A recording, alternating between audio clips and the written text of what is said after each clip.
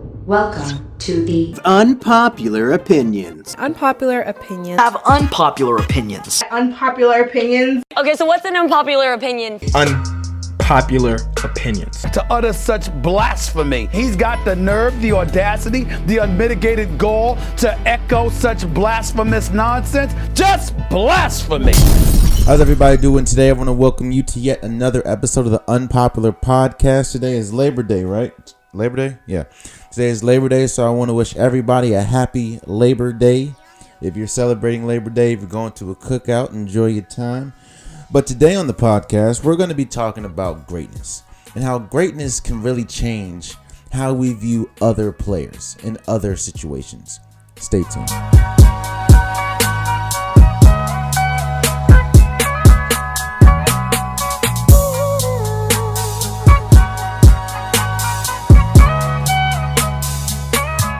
When you go to a movie, you expect greatness. When you pay for your ticket, you pay for the experience, and you expect the movie to be good.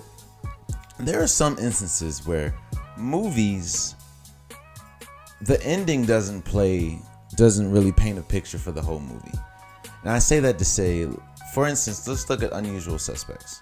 That movie was pretty okay. Like, it wasn't as renowned as it, like, if you look at the first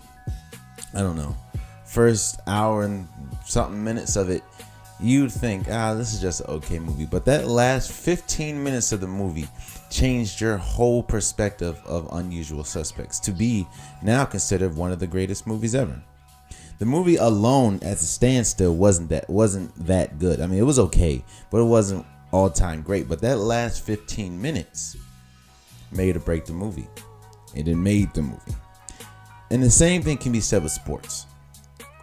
You look at some players and some coaches and you look at history, and history likes to paint the picture that it wants to paint for some players and some people. Not saying that players and coaches aren't great, because if you make it to the league, whether football, basketball, hockey, whatever, you're a great player. But some players' success come at the tail end of their career. Some players' success are skewed because of one situation or one moment, and some players' successes are viewed differently because of who they play with. For instance, Michael Jordan, we all talk about 6 for 6, but nobody ever talks about, before Scottie Pippen came, he was 1-9 in the playoffs. 1-9, not series wise. He only won one game in the playoffs before Scottie Pippen came. No, I'm not saying Michael Jordan sucks. No, I'm not saying Michael Jordan should be looked at as a trash player, because that's not the case at all. Michael Jordan's one of the greatest players ever, if not the greatest player ever.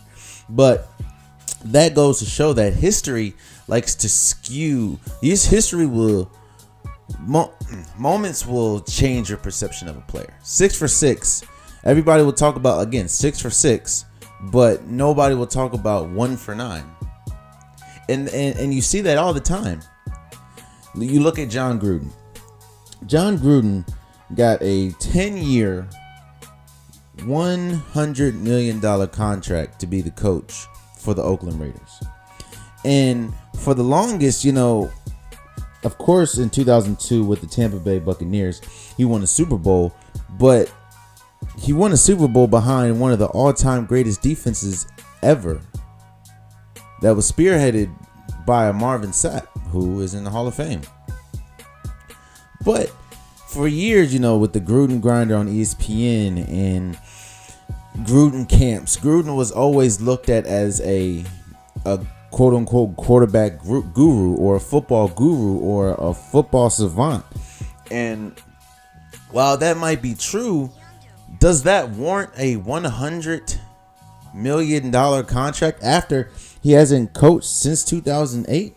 And again, if you look at 2002, John Gruden, they went to the Super Bowl and they won.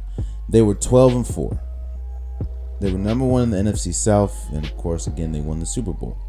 But let me tell you, in fact, let me say, every single season before and after that Super Bowl, John Gruden started coaching back in 1998. Since then, he was 8-8, 12-4, pretty good. But they lost in the conference championship to the Ravens. 10-6, lost the division game to the Patriots, and that was 2001. Then, of course, you have 2002, which was the Super Bowl year. Then after that, you have 7-9, 5-11, 11-5, but they lost in the wild card to the Redskins. 4-12, 9-7, lost to the wild card to the Giants, and 9-7. Now, if you're keeping score, that's a total of 95 wins to 81 losses. While that is still above 500, that's a 54% winning percentage. Does that really warrant a $100 million contract for 10 years for a person, again, that hasn't coached in 10 years? In 10 years, I think the iPhone 1 just came out. Yeah. So, and some people, and I'm saying this, that people are going crazy. Yo, what is John Gruden doing trading Khalil Mack? What, John Gruden, how could he trade such a great player? I'll tell you how he can trade such a great player, because he doesn't have his fingerprint on the NFL culture today. Back in the day, free agent wasn't like it was today. Contracts weren't like they are today. Players outplay their contract, i.e. Aaron Donald. I'm sorry.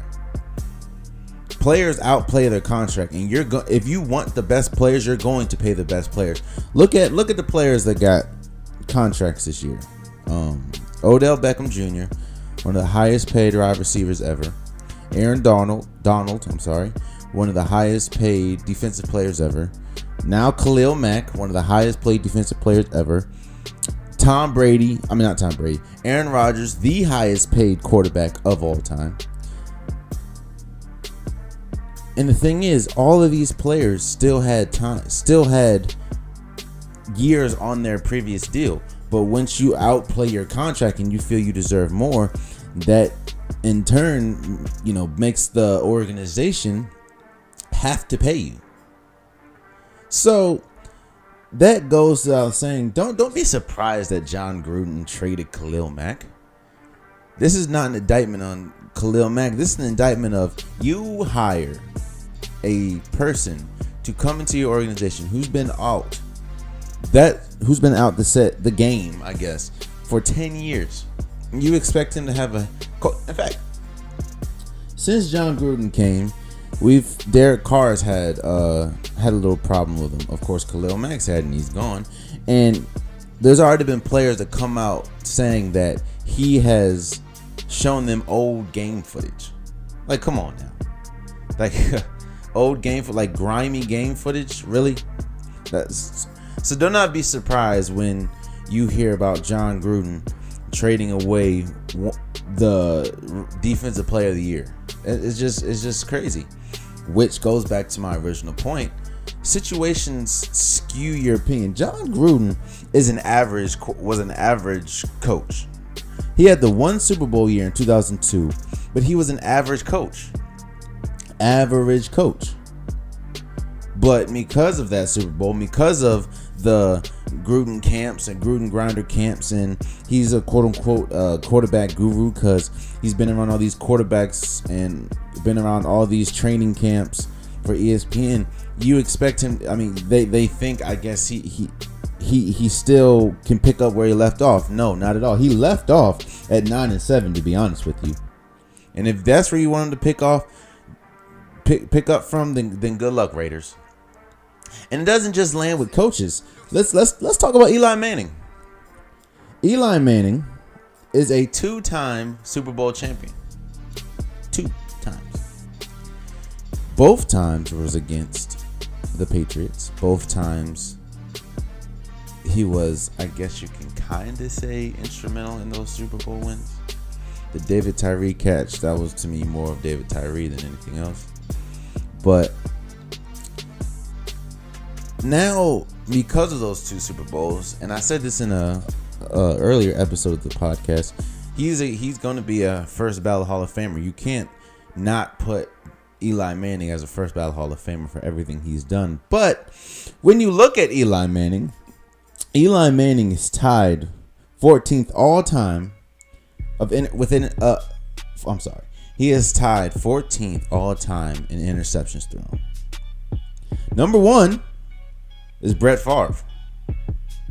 Now Brett Favre, he has 1 Super Bowl win, and he's known as the gunslinger. But that Super Bowl win masks a lot of problems that Brett Favre had with, of course, interception problems, incompletion problems. He only completed 62% of his passes, which is, I guess that's okay, but was that really Hall of Fame numbers? Of course, he had drug addiction, but because he had that Super Bowl and he's known as the gunslinger, Brett Favre is looked at as an all-time great quarterback. And that goes back to Eli Manning. Not saying he's an all-time great quarterback, but every time you have a debate with somebody and we talk about Eli Manning, 2 things come up. Super Bowl 1, Super Bowl 2. That's it. And I know you're probably thinking, you said he's 14th. Well, he's tied with 14th with Drew Brees, who has 200. They both have 228 career interceptions, which is, of course, tied for 14th all time. The only difference between Drew Brees is Drew Brees completes 67% of his passes. Drew Brees has 70,445 passing yards total. He has 488 touchdowns to Eli Manning's 339. And he has a quarterback rating of 96.7 compared to Eli Manning's 83.5. So, again, you win a Super Bowl, great. And I'm not saying you're not a great player, but when it comes to looking at rewriting history and actually looking at history, Eli Manning, if it wasn't for those Super Bowls, Eli Manning would be, in my eyes, a slightly better Joe Flacco. No, look, I can't really stress to you enough how much situations help. Eli Manning's career was dying. Eli Manning's age, of course, he's 37, but his age was creeping up to him. But then you get one of the best wide receivers in the game in Odell Beckham Jr., and now we totally forget. Oh, we don't totally forget, because last year Odell Beckham Jr. was injured majority of the season, and they only won 3 games. Eli Manning is a interception turnover machine. He makes slow reads or late reads. His footwork is terrible at this point. He can't run out he's terrible out the pocket, just like Peyton Manning, but I mean Peyton Manning was an all-time great, but he's slow out the pocket. He gets sacked like crazy. That's a little bit because of that's mostly because of the offensive line, but that's also because he holds the ball a little too long at this point. And if it wasn't for an Odell Beckham Jr. or a Saquon Barkley or a Sterling or I forgot what their tight end's name is. I think it's Ingram. But if it wasn't for those pieces that they're putting around Eli might be out the league. But we can't really talk bad about Eli because of the Super Bowl rings, right? He has 2. How can a 2-time Super Bowl champion not be in the Hall of Fame? Greatness and situations change. Odell Beckham's a great player. Odell Beckham could go down as an all-time great player, and that is going to mask a lot of Eli Manning's deficiencies. And that's just it. So don't think that Eli Manning and players like Eli Manning or coaches like John Gruden, it's like the Unusual Suspects. You had a very decent to okay movie for the first 90% of it, but that last 10% was all-time great. John Gruden's a Super Bowl winning coach. Eli Manning is a 2-time Super Bowl winning quarterback. That last 10 seconds can skew how you really see somebody, or how you really look at a person's career. Michael Jordan, 6 for 6, yet nobody talks about he was 1 for 9 in the playoffs. And it also works like this. So when you play with great players, you're almost destined to improve. Almost. Of course, there's a lot of instances. For instance, when a lot of players play with Kobe and you didn't improve, you were out of there. I.e., Dwight Howard or players like Smush Parker, players like that. Not saying Dwight Howard and Smush Parker is the same. I'm not saying that at all. But you know what I get. You know what I mean. But you're expected to improve. You're expected to. How can I say? Great players masks a lot of deficiencies, a lot of them, and that's just how it is. To be a great player, you're expected on a nightly basis. You're expected to be great, and that's it. When you look at Golden State, you expect Steph Curry to be great. You expect Klay Thompson to be great. You expect KD to be great. When you look at Houston, you expect James Harden to be great. You expect Chris Paul to be great. You expect great players to be at 100% of all time. And because of that, it allows role players or secondary players to either improve in your, I'm not going to say shadow because they're still good players, but improve on the side, or stay the same. So, with that, let me talk about Kyrie Irving. Before I go on any further, Kyrie Irving is a great player. He is, in my eyes, top 5 point guard in the league right now.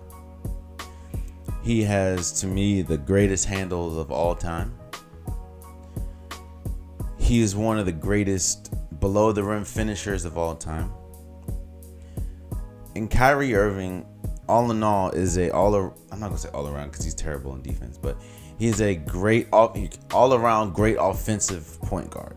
One of the best we've ever had offensively. But we didn't look at Kyrie as we looked at him today, like we did when he first came into the league. In fact, we didn't look at Kyrie the way we did until he played with LeBron James. Let me elaborate on that. April 4th, 2014, there was an article that came out on Bleacher Report. The article states, Cleveland is searching for trade options for Kyrie Irving. Due to Cleveland's lack of wins and Kyrie's injury history, Cleveland finds it best to part ways with the young point guard. This is back in 2014. See, before LeBron James came, Kyrie Irving was a good offensive player. He can get you points, he can get you buckets, he can shake you out your ankles like he does now. But Kyrie Irving was known as an injury-prone player. Kyrie Irving was known as just a player to get buckets, but that wouldn't equate to wins. Kind of like DeMarcus Cousins was when he played for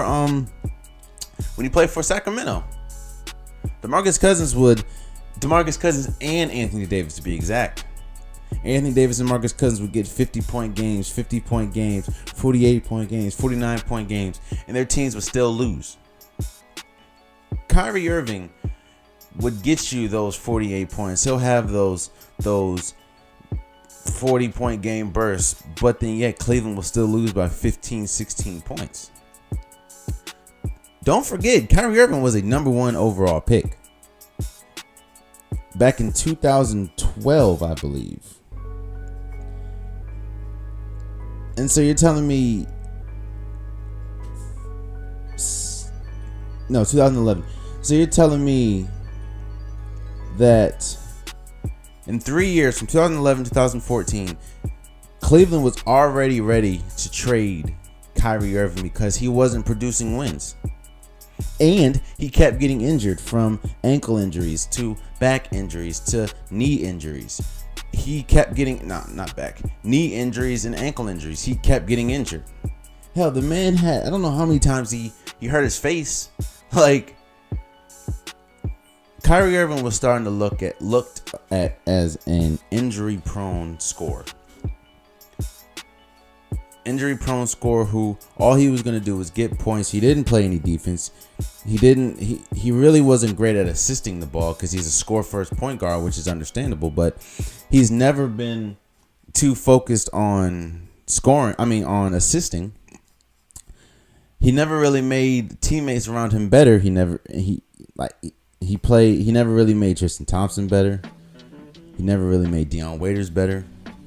Him and Dion Waiters had outs with each other. They couldn't stand each other. They thought they both were number ones, which, as you see now, they are, but Kyrie's a little better. But I'm just saying this to say Cleveland was ready to cut bait with Kyrie Irving. Cleveland was like, hey, we're not winning anyways. He's the number 1 overall pick who keeps getting injured, and he's not producing wins. What's the point? Fans were getting upset with Kyrie because he kept getting injured. Fans wanted more from Kyrie. Kyrie wasn't the Uncle Drew that we see today. Again, Kyrie had 1 foot out the door, and that's because Cleveland wanted him out the door. Then entered LeBron. Let's see, LeBron James changes the perception of a lot of players. And it's not just with great players. LeBron James went to Miami, and a franchise that only had one championship with Dwayne Wade and Shaq was now looked at as a marquee franchise. 2 championships later, 3 overall. Now Miami's a ideal destination for free agents. The LeBron effect. The LeBron effect for Cleveland. Cleveland is is arguably the worst franchise in NBA history. They drafted Anthony Bennett number 1 overall when they had Victor Oladipo in the draft. Anthony Bennett, who I think just got cut from the basketball tournament. You know, the thing that be on ESPN like at 4 o'clock in the morning? He just got cut from that. He didn't even get drafted in the Big 3. But then he got drafted number 1 overall. Cleveland is one of the worst franchises ever. In all of sports, not even just basketball, all of sports. But the LeBron James effect, they win a championship now. They win, 50 plus games every year. When he's there, well, young LeBron took a team with Boobie Gibson and Mo Williams and Anderson Varejao to the finals, where they got swept. But the LeBron James is so great, everybody around him either gets better or their perception changes, and that's what happened with Kyrie Irving. Before Kyrie Irving, Cleveland was ready to trade for him. He had his teammates didn't really want to play with him like that because he didn't pass the ball that much and he always got injured. And he was just I'm gonna score and that's it point guard. LeBron James comes, he wins a championship. He becomes Uncle Drew. And I'm not saying, when I'm talking about Kyrie, Eli Manning, Brett Favre, John Gruden, I'm not saying these aren't great individuals in their respective sports. I'm not saying that at all. What I'm saying is we look at them differently because of situations. Imagine if Kyrie never played alongside LeBron James.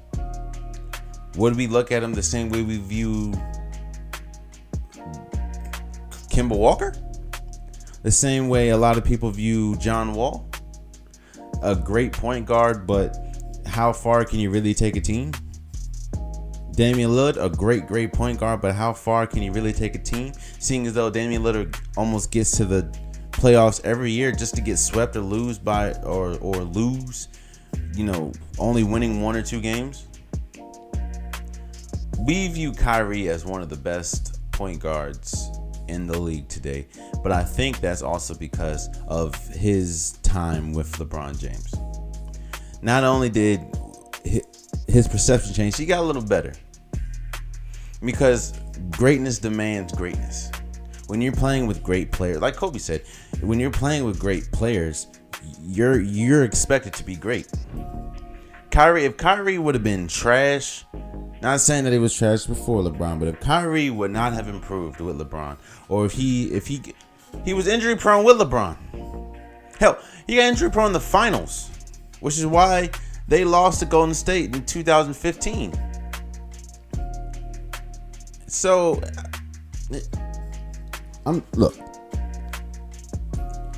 Kyrie, situations, like I said, situations really skew how a lot of players are viewed and how a lot of players are seen to be seen in the media.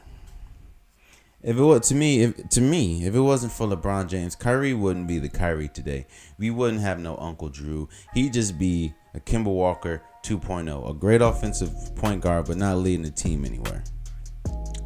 If it wasn't for Eli Manning's 2 Super Bowls, then Eli Manning would just be an average, slightly better Joe Flacco. In fact, Joe Flacco would be a little better than Eli because he has a Super Bowl ring. He'd be like a Trent Dilfer. If it wasn't for that 1 Super Bowl, John Gruden would be an average quarterback. He'd be a Marvin Lewis. So I'm saying this to say, when we look at sports and when we look at great players, we need to start as fans. We need to start looking at the total context of the certain player or the certain team we like. And it works for teams too. Look at Golden State. They're a dynasty right now. You know, they've won 3 championships in the last 4 years. More than likely, it's going to be 4 championships in the last 5 years after this season with DeMarcus Cousins and them. But before them, they were the laughing stock of the league. You know, they had Monte Ellis and We Believe years with Matt Barnes and Baron Davis. But before that, they weren't winning anything, except back in the Rick Barry days. But they weren't doing anything. They were a trash franchise. They were neck and neck with the Clippers of how trash they were. But then they get lucky in the draft a couple of times with Steph Curry, Klay Thompson, Harrison Barnes, Draymond Green. They get lucky with Steph Curry's ankles having a problem, so you don't really have to pay him much money, so you can bring on players like Klay Thompson and give him a contract. You can trade for, or you can get You can get Andre Iguodala and Andrew Bogut in free agency. So, you know, greatness. That's what we're talking about today. We're talking about greatness, and we're talking about how greatness changes things. Greatness changes how we view Golden State. Greatness changes how we view Kyrie Irving. Greatness changes how we view John Gruden. Greatness changes how we view Eli Manning. And I'm not saying greatness as they're all great players, they're all great teams, they're all great coaches, because Golden State's a great team right now, but a franchise they were never a great franchise until they started getting breaks. John Gruden was never a great coach until he won the Super Bowl. That one Super Bowl. The one Super Bowl. Eli Manning was and is never a great quarterback, but he won 2 Super Bowls behind, might I add, 2 great defenses with Justin Tuck and great they had all-time great defenses. Both of those New York Giants and Michael Strahan, both of those Giants teams. When we talk about Kyrie Irving might just be a Kemba Walker or a John Wall or Damian Lillard if it wasn't for playing with LeBron James. We will just look at Kyrie Irving as, oh, well, he's a great scorer, but he's not leading no team anywhere. He's not He's not doing much when it comes to wins. But when you play alongside LeBron James, now you got the Uncle Drews. The man has a whole Uncle Drew movie. Like, okay. And again, when you look at Golden State, if it wasn't for a litany of luck and situations, they wouldn't be the Golden State that they are today. So I guess the moral of what I'm saying is, Jordan, boom, Jordan, 6 for 6, greatest player ever, and in my eyes, he is one of, if not the greatest basketball player of all time. But history skews 6 for 6. I guess is better than going 1 for 9 in playoff games before Scottie Pippen came, which means he's been swept a couple times to go 1 for 9. So what I'm saying is that I'm not taking away from how good these players or coaches or teams are. I'm not taking away from that at all. What I'm saying is us as fans and us as people really need to start looking at the whole totality of a career before we crown somebody greatest this or greatest that, or crown a team greatest this or greatest that. Because not even because, just to show that greatness can change how we view things, and sometimes for the better, sometimes for the worse. Again, there's no way in heaven or hell John Gruden deserves a 10-year, $100 million contract in ever. But that's what he got. But do you think he would have got that if he wasn't a Super Bowl champion coach, Super Bowl champion coach? Or if he didn't have the Gruden camps and Gruden grinder camps at ESPN? Do you think Golden State would be considered one of the greatest teams of all time if Kevin Durant never went there, or if Steph Curry had immaculate ankles and never got hurt? Do you think we'd really care about? Do you think we'd view Eli Manning differently from Andy Dalton if Eli Manning didn't have 2 Super Bowls? Do you think we'd really view Kyrie Irving as one of the best point guards in the league? And I say that to say, we never talk about Kemba Walker being one of the best point guards in the league. But we view Kyrie as because of what he did with LeBron James. Don't get it confused. Ty Lue has a championship, but we never talk about him as one of the best point guards ever. So, like I said, you playing alongside LeBron James, that does stuff to you. So, all I'm saying is, greatness changes things. Greatness changes how we see things. You go, and my last case is this. My last point, I guess, is this.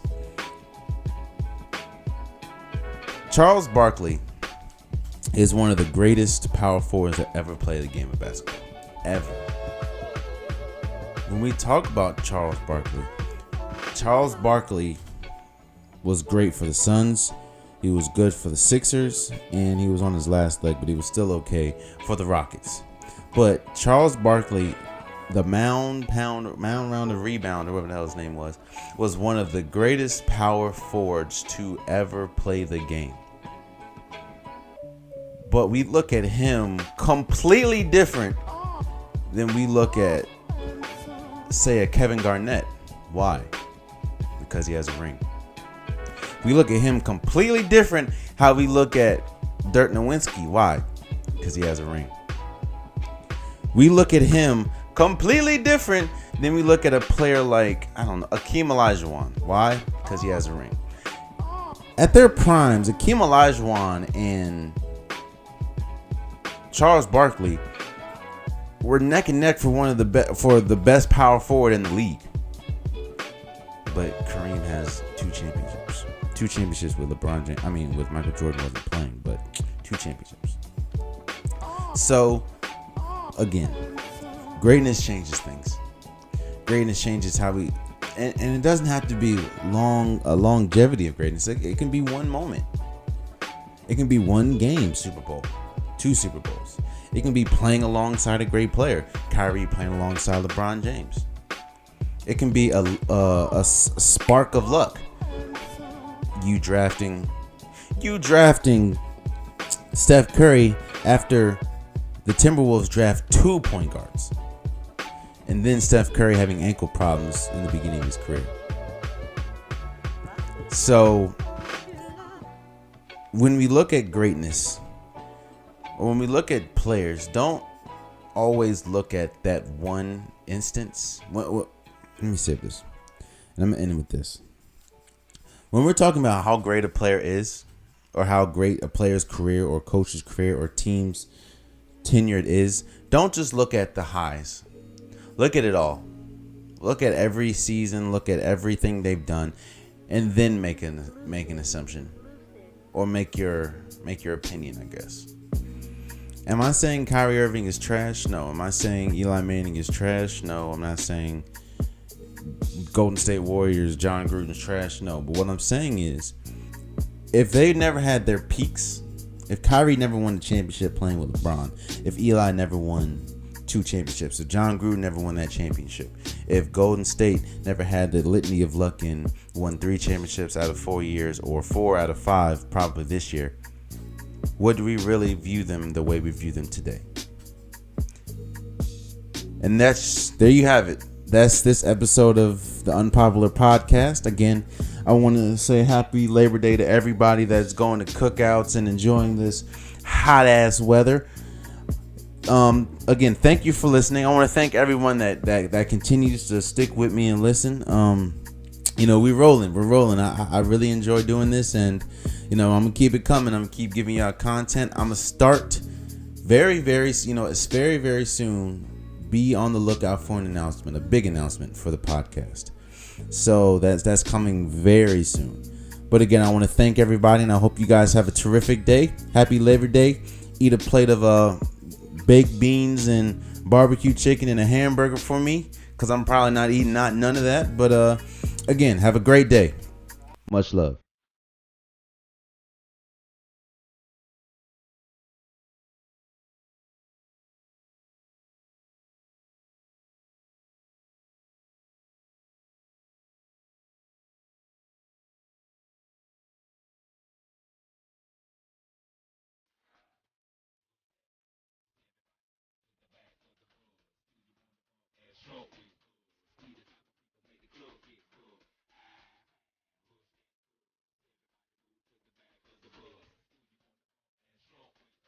We the type of people made the club.